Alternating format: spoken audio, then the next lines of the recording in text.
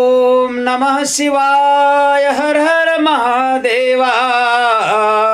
ओम शक्ति रूपाय नमः। शिव हर शंकर नमामि शिव शंकर। शंभो हे गिरिजापती भवानी शंकर गौरी शंकर शंभो। श्री शिवलीला अमृत श्रवण पठण केल्याने पातकांच्या राशी जळून जातात.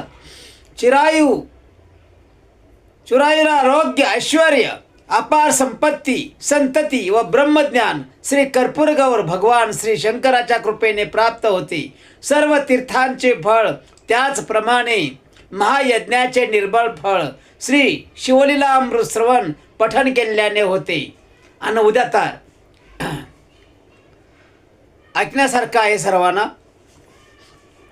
ओम श्री गणेशाय नमः.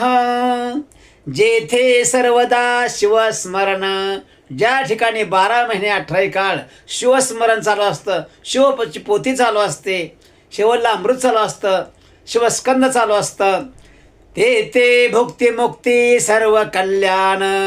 आणि त्या ठिकाणी धन संपत्ती मान मर्यादा सर्व काही प्राप्त असतं. नाना संकटे विघ्ने दारुण न बाधते कालत्रये. आणि ज्या ठिकाणी शिवलीला अमृताचं स्मरण करतात, पोते पूर्ण वाचतात, त्या ठिकाणी सर्वांचं कल्याण होऊन धनसंपत्तीचा लाभ होतो आणि विघ्नांचा नाश होतो. अथवा हस्ये करुणा भलत्या मिशे घडो शिवस्मरण. एखाद्याला शिवस्मरण करू वाटत नाही तर त्यानं आपलं एक बाहेरून का होईना पण सगळ्याबरोबर शिवस्मरण करावं. न कळता परिसाशी लोह जाण, संघटता सुवर्ण करी की. काय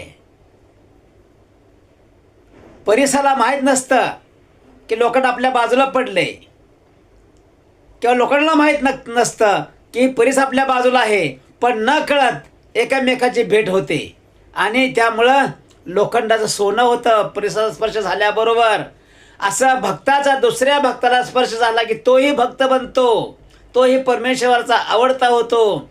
आणि मग एक बार भगवंताचा आवडता झाला भक्त की भक्त आणि परमेश्वर यात काही फरक राहत नाही. जिथं भक्त आहे तिथं भगवान असतो, भगवान आहे तिथं भक्त उभा असते. न कळता